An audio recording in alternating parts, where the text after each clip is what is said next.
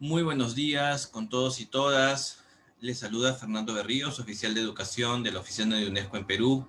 Es muy grato para mí darles la bienvenida a este webinar número 36 de la serie de webinars que realizamos desde el sector educación de la Oficina de UNESCO en Perú, agradeciendo siempre su interés, su participación.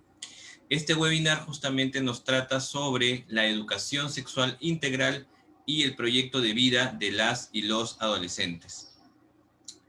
Esta serie de webinars justamente las realiza la Oficina de UNESCO en Perú en un ánimo de apoyar la formación docente con una serie de temas interesantes y que sirven para continuar fortaleciendo sus capacidades. En esta oportunidad me acompañan Rocío del Pilar Ramírez Egusquiza. Ella es consultora en educación emocional y educación sexual integral en adolescencias. Ha sido parte del equipo de tutoría de educación secundaria del Ministerio de Educación y es coordinadora de los programas radiales de tutoría de Aprendo en Casa. Bienvenida, Rocío.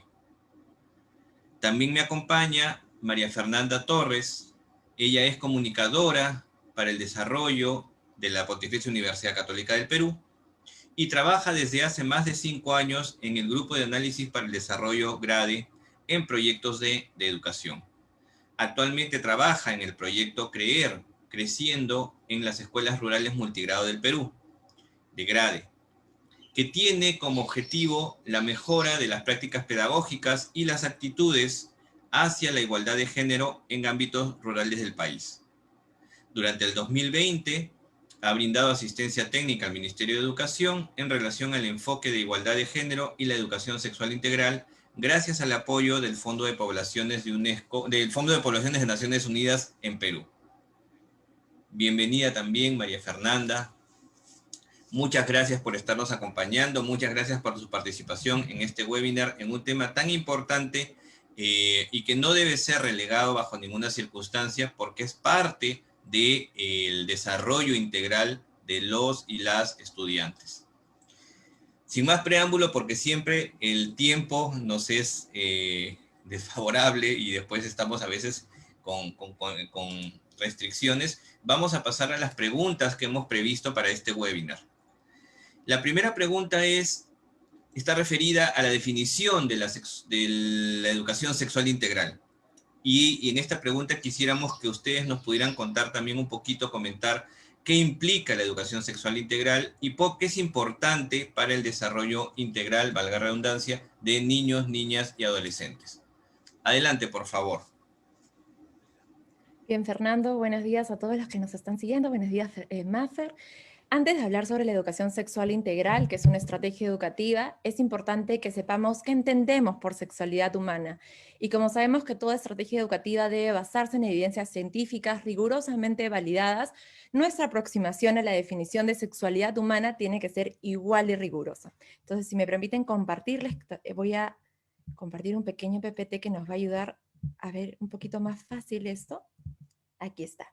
Bien, lo que nos dice la Organización Mundial de la Salud, que es la sexualidad humana, es que es un aspecto inherente al ser humano, es decir, forma parte de nuestra vida a lo largo de toda ella, ¿no? Desde que estamos en el vientre de la madre hasta nuestra vejez.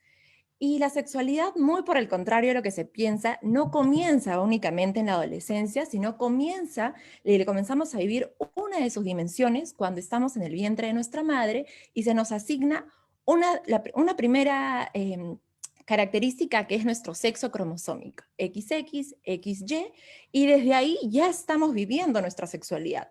No todas sus dimensiones, pero sí una de ellas, ¿no? Históricamente se ha asociado la sexualidad humana a solamente la dimensión biológica, pero a la luz de las nuevas evidencias tenemos que ponernos también al día de que la sexualidad humana no solamente es influenciada por la carga genética, hormonal, sino por una serie de dimensiones que están presentes aquí en el PPT, como por ejemplo la dimensión psicológica, que tiene que ver con todo mi mundo interno, mis emociones, que es algo que hemos trabajado mucho en esta época de aislamiento y que ya estamos prestando atención a la educación emocional, mis rasgos de personalidad.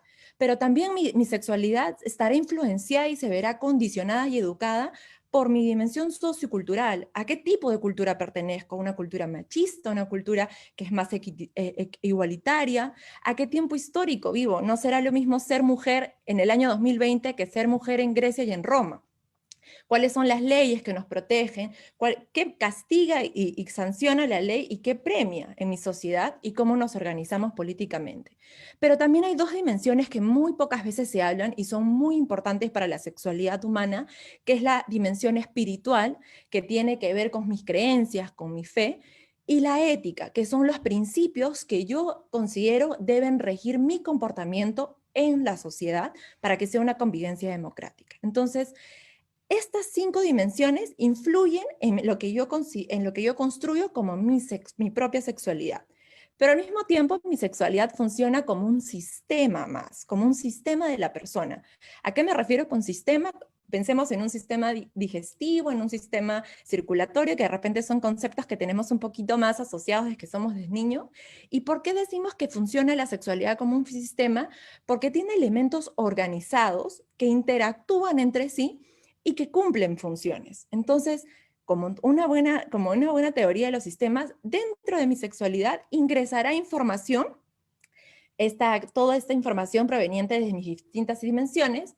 Dentro de mi cuerpo se formarán una serie de procesos, que justo son los que están en el círculo celeste, que también tienen que ver con el tema de las identidades, y yo expresaré mi sexualidad, la manifestaré continuamente a través de mis conductas, de mis afectos, de mis deseos y mis pensamientos. Por ejemplo, mis prejuicios, los estereotipos que voy generando en torno a hombres y mujeres, el autodiálogo que hago todo el tiempo sobre mis propias conductas e ideas en la sociedad.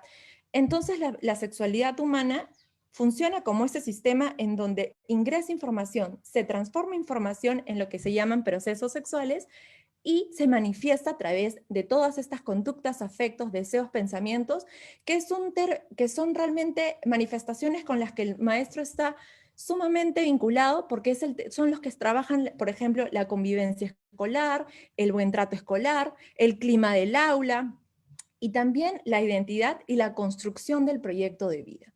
Entonces, si es un sistema, también cumple funciones.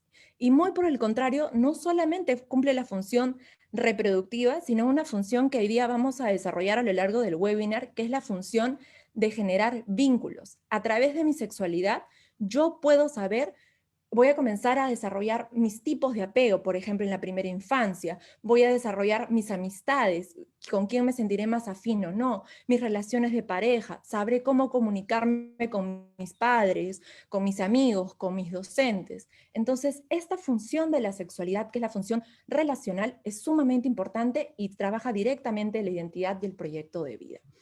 Además, como la vemos aquí, nuestra sexualidad al mismo tiempo responde a la pregunta de quién soy, cómo me relaciono y qué quiero ser y cómo quiero ser. Entonces también es preciso que nosotros, viendo que la sexualidad responde a todo este tipo de multiplicidad de dimensiones, abordemos su educación o su orientación también de manera multidimensional. Es por eso que nuestra estrategia educativa no solamente se llama educación sexual, tiene este importante adjetivo que es integral, porque entiende que la sexualidad es una multiplicidad de dimensiones que involucran el desarrollo integral del ser humano. Entonces, es por eso que nosotros llamamos a nuestra estrategia educativa educación sexual integral, que entiendo Maffer la precisará en un momentito, ¿no? Y cuando vemos aquí todas las dimensiones, es claro que también están todas las áreas curriculares incluidas y claramente el servicio educativo. Y las podemos abordar desde cosas transversales como la convivencia escolar, las normas de convivencia, el buen trato, pero también desde nuestras situaciones significativas. Por ejemplo, el maestro de matemática trabaja la educación sexual integral cuando parte de una situación significativa y por ejemplo, plantea el problema de analizar la correlación entre de la estadística de adolescentes que salen embarazadas en las escuelas donde no, o en países donde no se implementa la ESI, el índice de adolescentes que sale embarazada en las escuelas donde sí se implementa la educación sexual integral. O por ejemplo, la maestra de ciencias sociales, cuando hace una matriz comparativa sobre los roles y las tareas asignados a hombres y a mujeres en esta edad contemporánea o en la edad de la colonia, ¿no? Entonces las trabajamos, nosotros todos los maestros ya trabajan al menos una dimensión de la sexualidad. Lo que corresponde ahora es alinear conceptos, definir bien nuestros conceptos, tenerlos más claros y aprender nuevas estrategias para poder acompañar todas las demás dimensiones de nuestra sexualidad.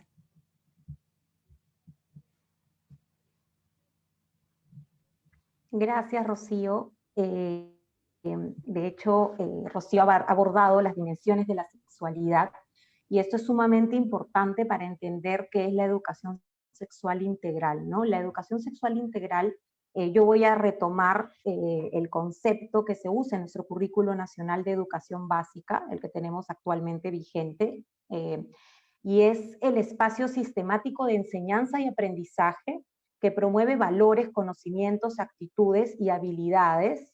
Es sistemático, como ya decía Rocío, como un sistema, incluso se remite a la Organización Mundial de la Salud, y por esto es sistemático, porque abarca todas estas dimensiones para la toma de decisiones conscientes y críticas con relación al cuidado del propio cuerpo, con relación a las relaciones interpersonales, el ejercicio de la sexualidad. Y la sexualidad, como ya lo estaba mencionando también Rocío, es muy amplia, tiene diversas dimensiones, no es únicamente hablar de la práctica sexual o hablar de sexo, ¿no? Entonces, la educación sexual integral tiene como máxima finalidad, según nuestro currículo, que nuestros estudiantes vivan su sexualidad de manera saludable, de manera integral, responsable, en el contexto de relaciones interpersonales democráticas, equitativas y respetuosas. Entonces, es importante tomar en cuenta este concepto para también entender que, bueno, que por otro lado, la educación sexual integral es un derecho humano en sí mismo. Entonces, no es algo que se pueda negar a nuestros estudiantes. Tienen derecho a recibir una educación sexual integral y a la vez este derecho habilita otros derechos como el derecho a la salud, el derecho a la integridad, al libre desarrollo, bienestar, a la identidad, que es tan importante en la construcción de la identidad en el proceso desde que nacemos hasta que bueno, somos más grandes, desde que son niños, niñas, adolescentes. El proceso de construcción de la identidad es sumamente importante para entender la sexualidad. El derecho a la participación, a la libertad, a la igualdad, a la no discriminación y a vivir libres de violencia en las escuelas y fuera de ellas, ¿no? Me gustaría también mencionar, para complementar lo que también mencionó Rocío, que la educación sexual integral tenemos que comprenderla como también algo muy importante como para poder promover el pensamiento crítico y que nos ayuda a derribar ciertos mitos. Por ejemplo, y eso es algo muy importante que tenemos que entender como docentes, como madres y padres de familia, ¿no? Algunas personas dicen que la educación sexual integral interfiere con la educación que las familias brindan a sus hijas e hijos, y es totalmente falso, ¿no? Más bien complementa ciertos contenidos que a veces no estamos recibiendo tampoco en el hogar, ¿no? O otro mito es el que promueve las relaciones sexuales a temprana edad, y esto también es falso, porque promueve en realidad la toma de decisiones responsables para no afectar sus proyectos de vida. Entonces es todo lo contrario que promueve las relaciones sexuales a temprana edad. Luego, que implique hablar solo de sexo a las estudiantes y a los estudiantes. Falso también. Ya lo estaba mencionando Rocío, las dimensiones de la sexualidad van mucho más allá. Hay una dimensión ética, hay una dimensión sociocultural, hay varias dimensiones que van mucho más allá de únicamente hablar de sexo o de un tema limitado. Es mucho más amplio. Luego, que va en contra de una educación con valores o que vulnere la inocencia de nuestras niñas y niños, todo lo contrario, porque al recibir información sobre educación sexual integral, más bien estamos dándoles las herramientas necesarias a las niñas, niños y adolescentes para saber cuando están frente a una situación de riesgo de abuso sexual, por ejemplo, o cuando pueden también tomar decisiones responsables para evitar un embarazo precoz. Entonces, es todo lo contrario, ¿no? Entonces, a mí me gustaría que estos mitos fueran desterrados poco a poco en la escuela, fueran desterrados en los hogares también. ¿Y por qué es importante la educación sexual integral? Ya para luego abordar otras preguntas más adelante, me gustaría decir que previene problemáticas urgentes en nuestro país, problemáticas que aún con una pandemia como la que estamos atravesando se han acentuado. Al contrario de haberse ido ciertas problemáticas, no, se han acentuado. Tenemos que el 12.6% de adolescentes entre 15 y 19 años han estado embarazadas en el Perú, y en las zonas rurales esta tasa se eleva al 22,7%. Y si vemos en regiones como Loreto, donde trabaja UNESCO, por ejemplo, con el programa Horizontes, llegamos a un 32% de adolescentes embarazados. Entonces, estas cifras son lamentables. Luego tenemos que en la pandemia, durante los días de confinamiento, tengo aquí una cifra a octubre, porque lamentablemente las cifras siguen incrementándose, pero esta cifra es a octubre. La línea 100 del Ministerio de la Mujer ha atendido 67.712 casos de violencia familiar y abuso sexual. Y del total de estas denuncias, 17.000 corresponden a episodios de violencia y abuso contra niños, niñas y adolescentes. En lo que va del año 2020, hasta octubre también, hasta fines de octubre, 733 niñas menores de 14 años, incluidas niñas con menos de 10 años, quedaron embarazadas por violencia sexual. Cifras que duelen muchísimo y que son muy lamentables. También tenemos que del 2013 hasta este año en el CICB, que es esta plataforma que registra casos de violencia escolar del Ministerio de Educación, ha registrado más de 565 casos por orientación sexual, de violencia escolar por orientación sexual. Entonces, nuestros adolescentes están constantemente enfrentándose a situaciones de violencia sexual, de violencia en el hogar, están enfrentándose a embarazos precoces por diversos motivos. Entonces son problemáticas urgentes. Y un embarazo adolescente no es una problemática sencilla de abordar. Un embarazo adolescente te trae un ciclo de pobreza, en realidad, porque una chica que termina embarazada a corta edad, lamentablemente resta sus oportunidades de desarrollo profesional, afecta su proyecto de vida. Nosotros, cuando somos adolescentes, vamos armando y construyendo un proyecto de vida que queremos para nuestro futuro, y lamentablemente un embarazo adolescente perjudica la salud de las adolescentes, puede incluso llevar hasta la muerte a un adolescente, perjudica sus metas, sus sueños, y no es que sea algo que bueno, que no tampoco porque porque haya salido embarazada una adolescente debe dejar de la escuela, eso tampoco, porque hay una ley que avala que no haya ese tipo de discriminación o prejuicios para una chica que haya salido embarazada. Pero lamentablemente no queremos llegar a ese punto también, queremos que puedan construir y desarrollar plenamente sus proyectos de vida.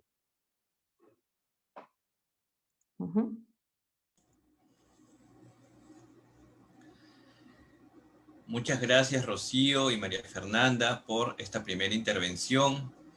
Qué importante es que estemos recordando, que nos hayan ayudado a recordar por qué es importante el trabajar esta metodología de la educación sexual integral, cómo la sexualidad es este ámbito más amplio que solamente el tema educativo y cómo es parte del desarrollo integral de la persona. Y qué lamentable las cifras que nos presenta María Fernanda, o sea, y es cierto porque son situaciones que se siguen dando, que en situaciones de crisis normalmente se acentúan, y aquí es importante justamente el trabajo de las y los docentes para ir poco a poco solucionando estas situaciones que se van a presentar, pero la idea es que cada día sean menores, ¿no? Queremos dar unos importantes saludos a los y las docentes que nos visitan desde Honduras, hermano país de Centroamérica, y también en Perú desde Chiclayo y Lima. Qué bueno que nos están acompañando en este webinar. La siguiente pregunta nos lleva un poquito más adentro del tema de la educación sexual integral y nos gustaría que nos digan cómo se relaciona la educación sexual integral con el proyecto de vida del y de la adolescente. Adelante, por favor. Mafer, no sé si me permites. ¿Sí? Claro, claro, adelante. Bueno, en realidad, una cosa que nos debe quedar en claro es que la construcción del proyecto de vida, cuando hablamos de proyecto de vida, no se está reduciendo solamente a la elección de una carrera técnica universitaria, sino que cuando hablamos de un proyecto de vida, estamos hablando sobre encontrar cuál es nuestro rol en la sociedad y nuestro propósito en la vida, ¿no? Entonces es por eso que la construcción del proyecto de vida se alinea perfectamente con las dimensiones que ya hemos hablado de la sexualidad, y por eso porque la sexualidad, como ya vimos, es tan integral que al trabajar un tema de ESI estoy contribuyendo directamente a la construcción del proyecto de vida de mi estudiante. Entonces, por ejemplo, cuando un maestro acompaña el desarrollo de las identidades culturales, éticas, afectivas o de género de un estudiante, ya trabajando también la construcción de su proyecto de vida. ¿Y por qué es tan importante trabajar la identidad para trabajar el proyecto de vida? Porque si yo sé quién soy y qué características me definen, será más fácil para mí encontrar cuáles son mis pasiones, mis gustos, mis intereses, mis habilidades y mis potencialidades. Y hay una razón muy importante por la que se trabaja tanto en la construcción del proyecto de vida en la adolescencia, específicamente, y es por los cambios cerebrales que suceden en esta etapa de vida, ¿no? La adolescencia tiene un cambio muy, muy importante a nivel cerebral, que es la poda sináptica, pero con este cambio cerebral vienen nuevas habilidades cognitivas que el adolescente gana y por lo tanto también sirven de herramienta para el maestro para que acompañe mejor su trayectoria escolar y también su formación como ciudadano, porque recordemos que todos los educadores formamos ciudadanos y ciudadanas. Entonces, una habilidad que ellos ganan en la adolescencia y que contribuye también a construir su proyecto de vida es en pensar en sus posibilidades futuras. ¿Quién quieren ser en el futuro? A nivel amical, a nivel como ciudadano y también a nivel ocupacional. También el adolescente gana la habilidad de desarrollar la metacognición, es decir, pensar el pensamiento. Esta capacidad reflexiva la gana él y por lo tanto también podrá hacer esos reajustes de conducta necesarios si ve que alguna acción o situación lo daña a él o daña a otra persona. Y por lo tanto podría incidir en su proyecto de vida de manera negativa. Pueden desarrollar el pensamiento abstracto. Cuando nosotros a veces le hablamos al estudiante de valores como justicia, equidad, o sobre la democracia, de repente en primaria era algo un poco más abstracto, pero en la adolescencia y gracias a estos cambios cerebrales, el adolescente le encuentra fines útiles y prácticos en su vida cotidiana para estos conceptos y por lo tanto puede asimilarlos con mayor facilidad, porque al final recordemos que la educación nos debe servir para habilidades para la vida en general, no solamente para los saberes académicos. Y por lo tanto también ellos ganan una habilidad muy importante en la adolescencia, que es analizar una situación desde diferentes perspectivas. Entonces se rompe también con el mito de que el adolescente es rebelde, problemático, está en crisis. En realidad no, lo que está poniendo en ejercicio es que su cerebro le está permitiendo recoger una mayor cantidad de fuentes para él mismo o ella misma tomar una propia decisión autónoma y una postura fundamentada en argumentos. Por eso es que pregunta tanto a distintas personas sobre una misma situación. No es porque esté cuestionando nuestra autoridad de repente parental o pedagógica, sino porque su cerebro le está permitiendo hacer ese ejercicio. Y aquí, justo como mencionaba Maffer, nos ayudará muchísimo trabajar las habilidades socioemocionales, que felizmente ya hemos comenzado a ganar un poquito más de experiencia en esta adolescencia, en esta cuarentena, sobre lo que es la educación emocional. Y esto es porque la ESI, de por sí, promueve una serie de actividades formativas y preventivas. Por ejemplo, promueve el autocuidado de mi cuerpo, pero no solo de mi cuerpo a nivel físico, sino también de mis emociones, y el cuidado propio y el de los demás. Genera la habilidad de comunicación asertiva, que para que yo pueda expresar de repente las situaciones que me hacen sentir malestar y así puedo prevenir un riesgo, pueda pedir ayuda y prevenir un riesgo. También genera la noción de la habilidad de la autoestima para sentirme cómoda con mis propias emociones, de expresarlas con seguridad y también comodidad de respetar y aceptar mi cuerpo en la forma y en las formas que vengan, ¿no? Y también la habilidad para tomar decisiones responsables, como bien mencionaba Maffer, y establecer relaciones de pareja, amicales, parentales, que sean saludables, ¿no? Hay una habilidad socioemocional que es transversal, y la mencionó muy bien Maffer, es el tema del pensamiento crítico. Y como ya vimos que a nivel cerebral el estudiante es capaz de tener esta habilidad cognitiva mucho más desarrollada, es algo que deberíamos partir del ejercicio de esta habilidad para justamente contribuir a la construcción de su proyecto de vida. Uno de los temas importantes, una de las habilidades importantes es la toma de conciencia de los adolescentes, pero no cualquier toma de conciencia, y aquí quiero de nuevo apoyarme en algo dicho por Maffer, es la toma de conciencia de nuestros derechos humanos. Y ahí están incluidos los derechos sexuales y reproductivos de nuestros adolescentes. Y uno de los derechos sexuales y reproductivos de nuestros adolescentes es el derecho a una salud integral, a un servicio de salud integral y a una educación sexual integral, así también como vivir su sexualidad sin ningún tipo de violencia, ningún tipo de discriminación. Y hay un derecho sexual y reproductivo que quisiera hacer énfasis ahorita, que es el derecho de sexual a prevenir infecciones de transmisión sexual o embarazos no deseados. Maffer mencionaba la estadística con respecto a los embarazos no deseados. Hay otra estadística importante que también deberíamos reparar un momento en ella, que es que este año, al 2020, el 68% de la población contagiada con el VIH está en las personas entre 20 y 39 años, es decir, en adolescentes tardíos, jóvenes y adultos tempranos. Pero en realidad, esta población, la gran mayoría, como vemos, el 68%, está muy cercana a la edad adolescente cuando se comienzan a presentar estas prácticas sexuales.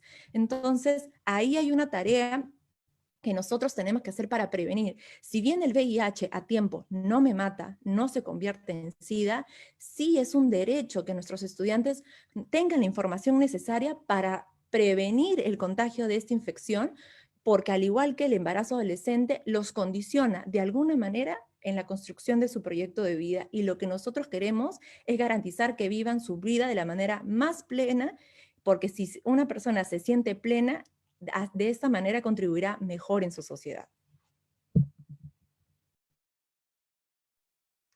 Gracias, Rocío. De hecho, efectivamente, coincido con todo lo que has mencionado. Yo quisiera retomar hablando de los estereotipos y roles de género, que son parte de lo que se debe trabajar también en la educación sexual integral. Y estos se relacionan con el proyecto de vida de las y los estudiantes porque, por ejemplo, hay ciertos roles o estereotipos de género que te encasillan, ¿no? Como que las mujeres deben ser de cierta manera, o los hombres deben ser de cierta manera, o deben comportarse de cierta manera. Entonces, estos te pueden decir, por ejemplo, que las mujeres son por naturaleza, cosa que también es falso, porque no hay una cosa de naturaleza, ni que venga una con esas características, o un hombre venga con esas características desde nacimiento, no es así. Todas las conductas son aprendidas socioculturalmente. Entonces, por ejemplo, te dicen que las mujeres son sensibles, o que no juegan al fútbol, o que saben sí o sí o deben ser las únicas que deben cuidar a los hijos e hijas, o que son chismosas, por ejemplo, o por naturaleza, cosa que es falso también, o que son tiernas, o que son princesas. Automáticamente cuando una niña nace le dicen, ah, nació tu princesa.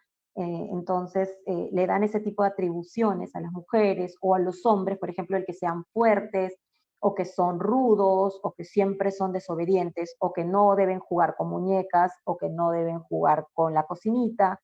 Eh, o que los chicos normalmente en la escuela, los adolescentes, tienen que pelearse para hacerse respetar. También es algo muy, muy común y que pasa mucho en nuestras escuelas. O que los hombres, por ejemplo, no sirven para el cuidado del hogar o el de los hijos. Entonces, y esto también es totalmente falso, ¿no? Entonces, ahí yo quisiera mencionar que tenemos una cifra que se ha repetido constantemente en los últimos años. En la encuesta ENARES 2019, por ejemplo, te dice que más del 52% de personas en nuestro país considera que una mujer debe cumplir el rol de ser madre y esposa antes de realizar sus sueños o proyectos personales. Esta cifra yo la menciono siempre y la menciono muchísimo muchísimo en cada espacio que tengo, o cada oportunidad que tengo para poder hablar con muchas personas y agradezco a todas las personas que nos están siguiendo en este momento, porque cuando una adolescente, mujer, escucha una cifra así, ¿qué es lo que puede pensar o qué es lo que puede creer? Que su rol como mujer en la vida es únicamente ser madre y ser esposa, y que no puede cumplir otros sueños o no puede optar por de repente no ser madre, o que es natural que ella tenga que ser madre. Existen muchas personas hoy en día que simplemente no quieren tener hijos, y es algo totalmente válido también, ¿no? O personas que quieren desarrollarse profesionalmente o desarrollarse en diferentes ámbitos de su vida que no sean únicamente el ser esposa o ser madre, ¿no? Entonces, este tipo de cifras o que la gente piense o crea que esto debe ser así, afecta muchísimo a nuestras adolescentes. Es un estereotipo y un rol de género muy marcado para las mujeres, así como hay también muchos roles marcados para los hombres, el de ser el único proveedor también en el hogar, por ejemplo, es algo sumamente marcado y es algo que también afecta mucho a los hombres, a la carga de, si yo no quiero ser el único proveedor y yo quiero dedicarme a cuidar a mis hijos también una temporada, es totalmente válido también. Entonces, los estereotipos y roles de género tan marcados en nuestra sociedad hacen muchísimo daño a nuestros adolescentes que están construyendo su proyecto de vida. Entonces, la educación sexual integral tiene como contenidos también abordar los estereotipos y los roles de género, cómo estos afectan. Entonces, yo felicito que, por ejemplo, en Aprende en Casa hace unas semanas tocaron toda una semana el tema de los estereotipos de género, la violencia de género, hablaron también acerca de la distribución equitativa de tareas del hogar y así en diversas áreas, en matemática, en comunicación, no solamente o únicamente en tutoría o no únicamente en desarrollo personal, ciudadanía y cívica, sino también lo hicieron en muchas áreas y esto es totalmente fácil, sencillo de hacer si es que tenemos la información suficiente como para poder tocar los diversos contenidos de educación sexual integral. Al mismo tiempo, la ESI, como ya estaba mencionando Rocío, se vincula con el proyecto de vida porque promueve la construcción de la identidad de las y los estudiantes, la autonomía, un proyecto de vida libre de estereotipos, que ya yo le he ido mencionando, el desarrollo socioafectivo, el pensamiento crítico, que también ya lo mencionó Rocío, lo mencioné yo también, el comportamiento ético, y principalmente ayuda a los estudiantes y a sus familias a darse cuenta o tener señales de alerta ante situaciones de riesgo, y así contribuye a prevenir, por ejemplo, el embarazo a temprana edad, las infecciones de transmisión sexual, como ya lo estaba mencionando también Rocío, incluyendo el VIH-Sida. Entonces, tener esta información libre de estigmas y todo es sumamente importante. Ayuda a prevenir la violencia sexual, ¿no? Hay muchas hay países como Argentina que han dicho que muchos estudiantes, al tener información de la educación sexual integral, han podido reconocer que eran víctimas de abuso o que estaban propensos a ser víctimas de abuso sexual desde muy niños, ¿no? Porque la educación sexual integral y este es un aprendizaje que se hace desde que nacemos hasta que morimos. Es un aprendizaje constante, no es únicamente para las y los adolescentes. Eso también me gustaría recalcar, ¿no? Nosotros estamos viviendo o ejerciendo nuestra sexualidad desde que somos muy pequeños, desde que nuestros niños y niñas nacen o cuando uno ya les va cambiando el pañal, incluso ya les puede ir explicando cosas de acuerdo a la edad y todo de manera progresiva, ¿no? Entonces hay que tener esta información y hay que poder aplicarla desde que los chicos y chicas son muy pequeños y afianzar otros contenidos ya en la adolescencia, como por ejemplo hablar también de la violencia cibernética, el grooming, el ciberacoso, que se ha incrementado también en esta pandemia, porque ahora nuestros estudiantes tienen muchísimo acceso a Internet y están expuestos a muchos riesgos virtuales también, al ciberacoso, a personas que se hacen pasar por otras para poder acercarse a las estudiantes o a los estudiantes. Y eso también hay que tomarlo en cuenta como docentes y como madres y padres de familia. También contribuye la educación sexual integral a prevenir el acoso escolar por orientación sexual o el bullying homofóbico, la violencia en las relaciones afectivas, te previene también hablar el tema del consentimiento, que es sumamente importante también en las adolescencias, la trata de personas con fines de explotación sexual. En nuestro país hay muchos casos de trata de personas y las más afectadas son las niñas y las mujeres y las adolescentes sobre todo, ¿no? Entonces hay cosas que tenemos que hablar para poder evitar este tipo de problemáticas que pueden afectar gravemente los proyectos de vida de nuestras adolescentes y nuestros adolescentes.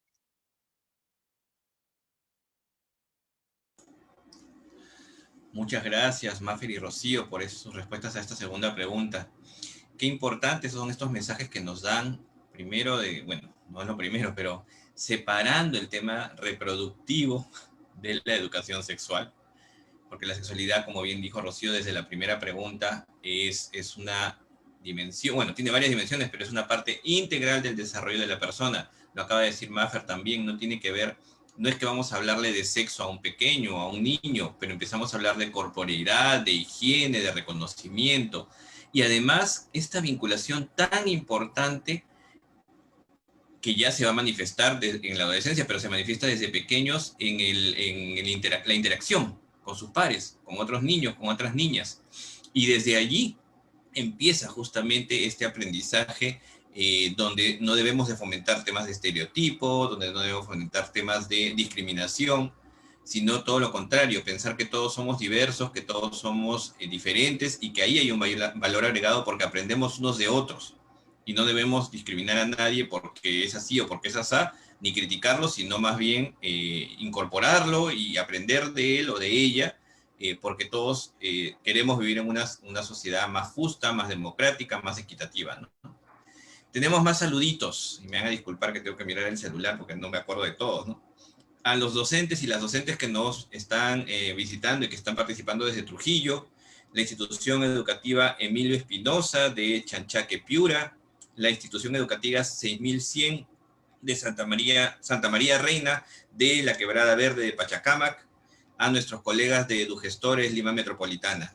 Gracias por estar participando, gracias por estar viendo este webinar, en esta serie de webinars que realiza y organiza la UNESCO como forma de seguir aportando en el fortalecimiento de capacidades docentes. Y tenemos la tercera y última pregunta. Queremos que nos digan, Rocío y Mafer, o Mafer y Rocío, ¿qué estrategias podemos darle a los docentes y a los padres y madres de familia para contribuir en esta construcción del proyecto de vida, considerando la educación sexual integral? Adelante. Y quizá ahora Mafer sería la que podría empezar con esta respuesta. Sí, claro, perfecto. Bueno, ¿qué estrategias o qué recomendaciones les podría dar, por ejemplo, a los docentes? Empezar por reflexionar sobre sus propias actitudes en relación con la educación sexual integral, porque todas las personas que implementamos la educación sexual integral debemos darnos un espacio para poder saber qué es lo que nosotros pensamos sobre ciertos temas, cuáles son nuestras actitudes en relación a la sexualidad, en relación al enfoque de igualdad de género, por ejemplo, en relación a la violencia de género, a la salud sexual, a la diversidad sexual, qué pensamos y que, porque todos hemos aprendido de diferentes maneras alrededor de nuestra vida y los conceptos también y las ideas han ido cambiando. A veces nos hemos formado con algunos prejuicios que también tenemos que cuestionar y de algunos estereotipos, muchos estereotipos, porque somos una sociedad lamentablemente que ha ahondado en estereotipos y roles de género a lo largo de toda nuestra vida, y las personas que son mayores que ellos también saben perfectamente cómo ha sido esta crianza que hemos tenido, esta educación. Entonces, y los mismos docentes que se han formado en institutos pedagógicos, en universidades, saben que no hemos discutido, no hemos cuestionado estos temas anteriormente. Entonces, hoy en día es importante que nos cuestionemos, que sepamos que muchos hemos crecido con muchos mitos, creyendo que la educación sexual integral habla únicamente de sexo o únicamente de lo reproductivo, cuando no es así, ya tiene diversas dimensiones, como lo hemos mencionado. Es importante revisar también, conocer el origen de estas actitudes para poder cambiarlas y darles información más certera a nuestros estudiantes. Es también importante que como docentes sepamos identificar las necesidades de orientación que tengan, de orientación educativa acerca de la ESI, que tengan nuestros estudiantes, es decir, según sus vivencias, según las zonas donde se encuentren también, qué temas son los que debemos tocar o debemos abordar. Si de repente estamos en una zona donde hay mucha propensión a la trata de personas, a la trata de mujeres, de adolescentes en la selva, por ejemplo, es importante que abordemos este tema con nuestros estudiantes. Entonces, es clave que podamos ver cuáles son sus necesidades específicas y que responda a problemáticas locales, territoriales, regionales, ¿no? Esto es sumamente importante. También debemos hablar o tomar en cuenta las necesidades de acuerdo a la identidad, a la corporalidad, a hablar de la afectividad y de relaciones interpersonales también de acuerdo al interés que existan en nuestros estudiantes, ¿no? El tema del consentimiento, como ya lo iba mencionando, al tema de la violencia sexual, el embarazo adolescente, que es sumamente importante. Como yo les iba contando en Aprendo en Casa, se han estado tocando ciertos temas como la violencia de género, el tema de la distribución equitativa de las tareas domésticas y de las tareas de cuidado, pero hay que dar un paso más allá también y hablar de violencia sexual, hablar de qué hacer en un caso también cuando estamos propensos a un caso de abuso sexual o casos de violencia. Entonces, también hay que hablarlo de acuerdo al interés de nuestros estudiantes, conversarlo con sus familias incluso. Se pueden hacer, bueno, desde tutorías, se pueden hacer jornadas con las familias también, se pueden hacer incluso encuestas o reuniones donde se pueda conversar y ver qué temas son los que necesitan, de los que necesitan más información. Las familias de repente quieren saber más acerca de las enfermedades, de las infecciones de transmisión sexual, o quieren saber más acerca de cómo prevenir un embarazo adolescente. Entonces, todo esto conversado y siempre con las familias, ¿no? Para tener información más certera y información que ellos también deseen, ¿no? Todo esto actualmente a través de los medios virtuales, porque no estamos teniendo reuniones o jornadas de trabajo, pero pueden hacerse a través de Zoom, pueden hacerse a través de WhatsApp, coordinaciones, y pueden usarse todos los medios digitales que tenemos como para poder obtener esta información de las familias y trabajar de la mano, ¿no? Docentes y familias acerca de estos temas, porque ya están saliendo diversas noticias que dicen que los casos de embarazo adolescente tienen el riesgo de incrementarse este año por la pandemia, igual los casos de violencia sexual. Entonces, se han incrementado y no debemos perder la oportunidad de hablar de estos temas y de poder ver cómo combatimos eh, estas preocupaciones, ¿no? Luego, por ejemplo, a mí me gustaría mencionar también a las madres y padres que están viendo esta presentación el día de hoy, esta conversación, que es importante generar un clima de confianza con nuestros hijos e hijas, hablar sobre los temas que les preocupan, sin interrumpirlos, sin juzgarlos, sin hacerles sentir mal ni culpables acerca de la sexualidad, ¿no? A veces evitamos el hablar de sexualidad, el hablar de una educación sexual integral también en los hogares, y esto es en realidad lo peor, porque al evitar un tema, estamos evadiendo una realidad porque nuestros adolescentes están ávidos de información. Y si no encuentran la información en sus hogares, la van a encontrar, y si no la encontraran tampoco en la escuela, la van a encontrar en internet y no es la información más adecuada. Entonces es importante que hablemos y también consigamos fuentes confiables, consigamos información adecuada con sus docentes, conversemos las madres y padres con los docentes, tutores de la escuela, conversemos con personal de centro de salud que también te puede dar información, ¿no? Entonces, sí es importante que no evitemos tocar los temas, sino que los toquemos y más bien nos informemos de cómo hacerlo de manera adecuada, porque si no corremos el riesgo de que busquen información donde no deberían, en realidad, y donde no tienen información, donde no van a obtener información adecuada. Esas recomendaciones yo quería darles. Rocío. Sí, muchas gracias, Maffer. En realidad yo también quiero centrarme más en las estrategias a docentes porque quisiera comentarles las estrategias que a mí me funcionaron como maestra de aula. Y al igual que Maffer, yo comencé por desarrollar el tema de estereotipos de género. Si bien es cierto que la ESI se puede implementar la implementan en diversas acciones las maestras de inicial, de primaria, sí se trabaja con mayor conciencia en adolescencia, y justamente ahí fue donde es mi experiencia. Entonces, claramente, bueno, todos los que hemos sido tutores tenemos esta evaluación diagnóstica que hacemos a comienzo de año, pero no necesariamente nuestros estudiantes, sobre todo los adolescentes, nos van a decir con el término exacto lo que quieren hablar, ¿no? Entonces, ¿cuál fue un momento muy importante en mi práctica pedagógica?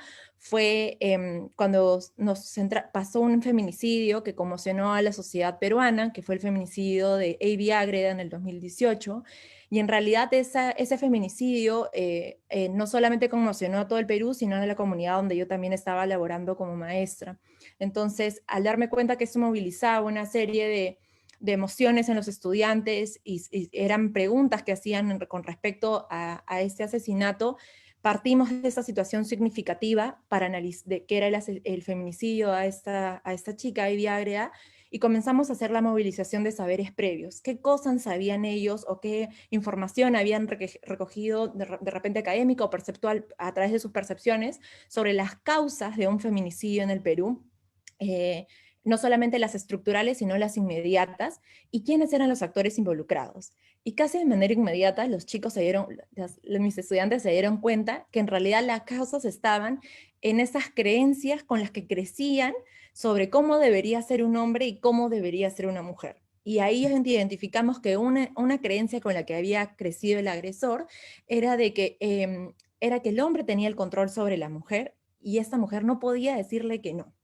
Entonces nosotros comenzamos a trabajar los estereotipos de género, pero como todavía la palabrita estereotipos de género era un poco abstracta para ellos, hicimos una dinámica que se llamó extraterrestres en la Tierra o marcianos en la Tierra. Entonces yo llegué un día y les dije a ellos que habían llegado marcianos en un planeta, su nave espacial, y lo que querían estos marcianos era saber cómo era una adolescente mujer en la Tierra y cómo era un adolescente hombre en la Tierra.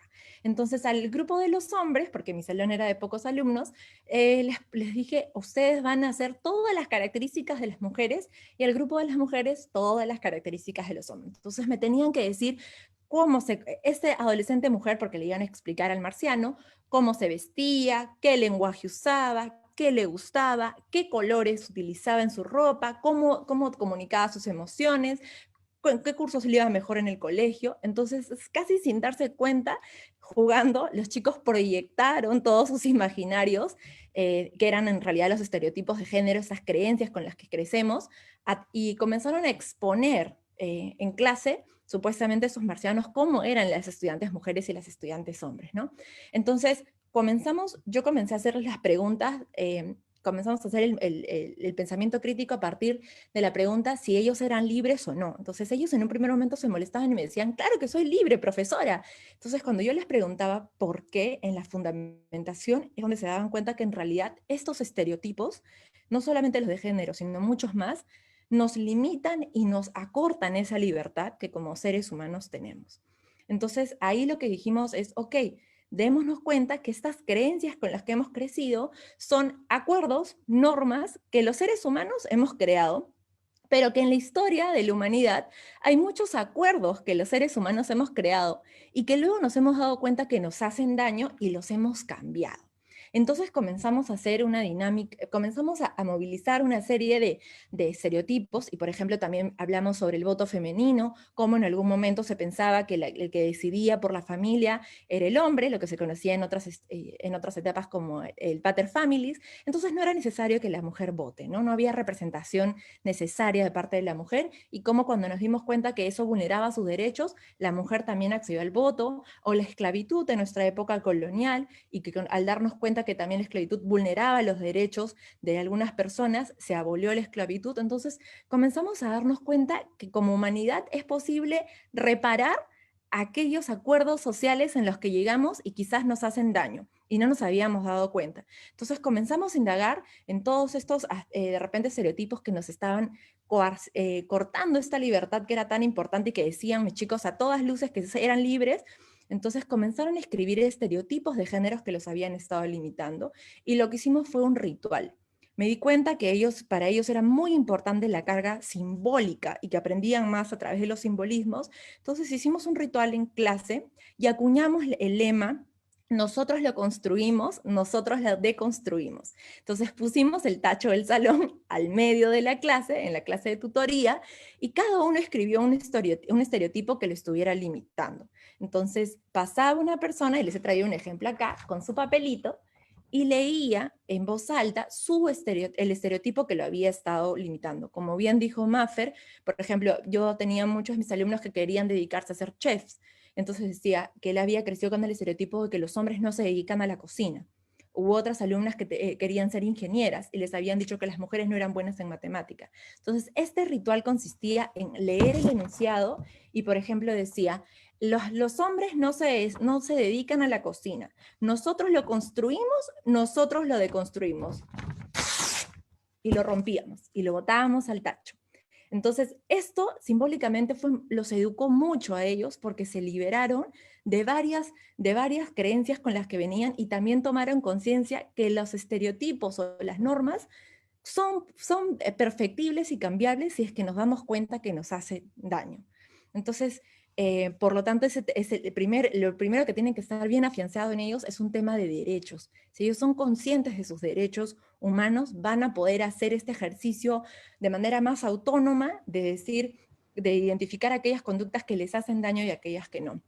Tuve la suerte de que este proyecto que comenzó a formar sobre educación sexual integral se replicó en la escuela vecina, y entonces se dio la educación entre pares. Yo también, de repente, ya en la parte de preguntas, ahorita se me está quedando un poquito el tiempo, tuve la suerte de contar con muchos aliados, como la CETRA de la comunidad, que trabajamos el tema de salud sexual mucho más a profundidad, la Fiscalía, que nos hizo toda una charla a padres sobre delitos sexuales y reproductivos. Pero lo que quería centrarme antes de cerrar mi intervención, porque sé que nos está ganando el tiempo, es la importancia de la educación entre pares, pero a todo nivel de la comunidad educativa. Educación entre pares no es solamente entre adolescentes, sino también en las reuniones de colegiados. Si algún maestro o maestra accede a información, estrategias que lo ayuden a incorporar la ESI en su práctica pedagógica, compártela en estos días de reflexión, en estos colegiados que formamos por las áreas, y también en las jornadas para padres, padres de familia que también las compartan, ¿no? Y esta es una etapa idónea, Maffer y Fernando, para incorporar la ESI, porque actualmente nuestras escuelas están elaborando sus documentos de gestión para el próximo año. Se está elaborando el plan anual de trabajo, se está elaborando el proyecto curricular institucional. Entonces, este es el momento en el que nuestros maestros, nuestras maestras y nuestros directivos pueden incorporar acciones concretas de ESI en todas las actividades del próximo año, y inclusive en el calendario cívico. Entonces yo invito a todos los maestros a que en esta nueva redacción de los documentos de gestión de la escuela implementen acciones de educación sexual integral. Gracias, Rocío. Gracias, Maffer. Yo sé que el tiempo siempre nos es, como dije al inicio, siempre nos es ingrato y vuela, y después no nos da tiempo de extendernos más, pero jamás voy a cortar una intervención cuando son temas tan importantes. Creo que nos podemos pasar de repente unos minutos. Agradecemos sin más las preguntas que nos han hecho nuestros participantes. Y si bien no vamos a poder contestar todas, voy a tratar de refrasear las preguntas de tal manera que nuestras colegas puedan responderlas. Eso sí, les vamos a pedir que tratemos de ser lo más puntuales posibles, unos máximo 3 minutos por cada una para responder. Entonces, Maffer nos contó algo de la importancia, nos mencionó algo de la importancia de que se trate el tema, ¿no es cierto? Que no se tenga miedo de hablar del tema, ¿no es cierto? Tanto en las familias como en la escuela, ya de hecho en la escuela con la ESI sí, pero con los padres que no se tenga ese miedo de hablar. Pero nos preguntan, ¿qué pasa cuando un adolescente quiere hablar el tema, sobre todo el tema de estereotipo de género, pero tiene temor de desafiar a sus padres, ¿no? Porque es un tema de autoridad al final de cuentas, ¿no? Entonces, ¿qué pasa con esta falta o de repente falta de tolerancia, cuestionamientos, cultura, ¿no? Y llevemos eso, y incluso todo el tema de ese, ahí viene la segunda pregunta, a la zona rural, a la zona donde hay pensamientos conservadores, donde hay diferencia de culturas, donde incluso puede haberse naturalizado la violencia sexual o el uso desigual de las relaciones de poder. ¿Cómo podemos, son dos preguntas, una que va más hacia los padres y cómo el estudiante conversa con ellos, y dos, un poco más genérica, qué hacer con la ESI en estas zonas donde lamentablemente todavía hay conservadurismo, estereotipos, etcétera. 3 minutos cada una, por favor. Cualquiera puede empezar.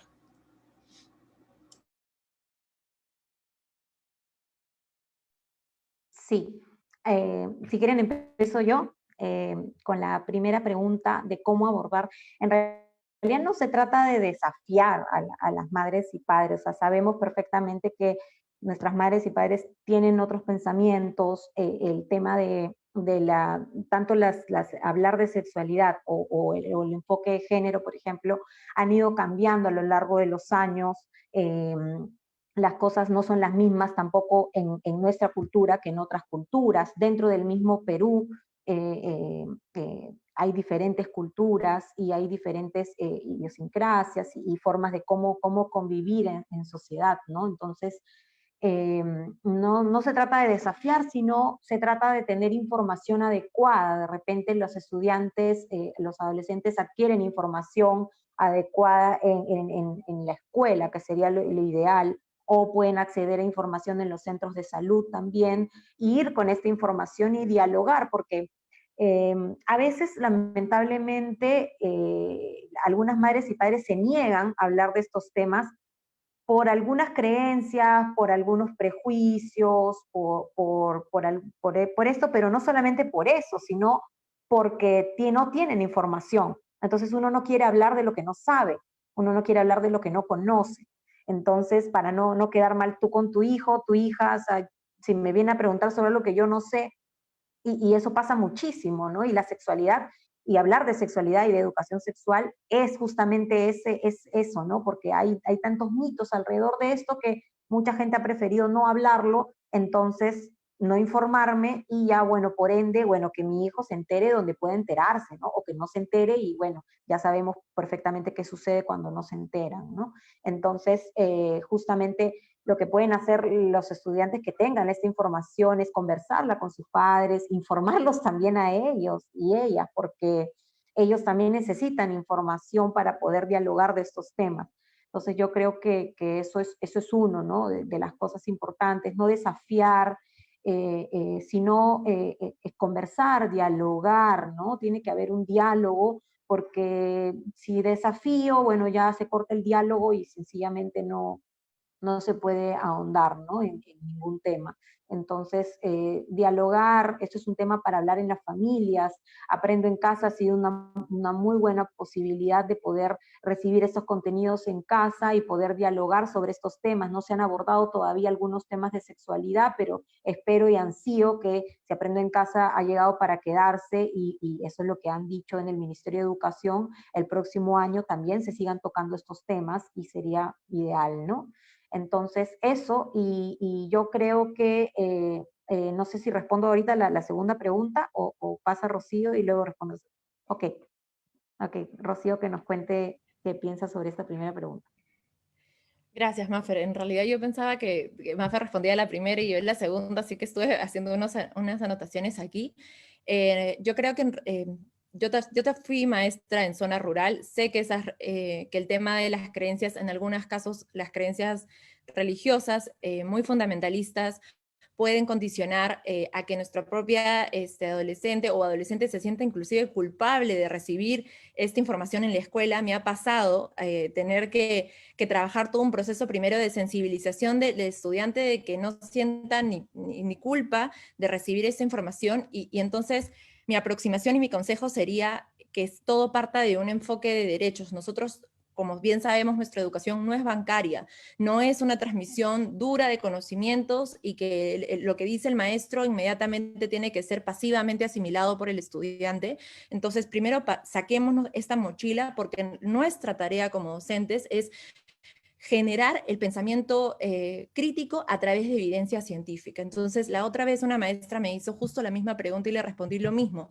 En realidad lo que nos toca ahora es un trabajo complicado, pero que muchos maestros ya lo hacen, que es educar a dos actores al mismo tiempo. Entonces, lo que yo explico en el aula, tengo que hacer esa cátedra o esa explicación también en mis reuniones con padres, sobre todo cuando yo soy tutora o tutor, porque la transparencia es algo que los padres valoran muchísimo. En realidad lo que muchas veces molesta a los padres de familia es cuando se les oculta información sobre lo que se le está enseñando al padre. Entonces, en ese caso, en realidad yo les aconsejo ser sumamente transparentes. Eso también me funcionó a mí en las condiciones socioculturales donde me desarrollé, y entonces la misma información que daba a los alumnos se la daba a los padres de familia, claro, teniendo un poquito más de paciencia porque ya algunos hábitos y creencias están más enraizadas, pero es importante que nosotros como docentes, si vamos a correr, voy a decir, ese riesgo, porque en realidad es un riesgo, porque algunas veces se nos critica por hablar de estos temas, tenemos que tener el respaldo institucional de nuestra plana docente y de nuestro director. Muchas veces los docentes no se atreven a tocar estos temas porque el director o la directora no los respalda. Entonces tiene que haber una alineación ahí en la institución educativa, o por presión intrínseca o por la generación de los aliados de la comunidad también, porque el maestro tiene que no saberse solo para poder implementar a cabalidad estos temas. Y nuevamente, lo mío sería a partir de explicarle al estudiante, más allá de cualquiera sea su religión, si es fundamentalista o no, explicar la información científica basada en un enfoque de derechos, y que nunca le digamos lo que debe hacer o una opinión de lo que nosotros consideramos que es correcto con respecto a su sexualidad, sino generar una serie de preguntas que lo ayuden a él o a ella a tomar una decisión autónoma con respecto a su sexualidad.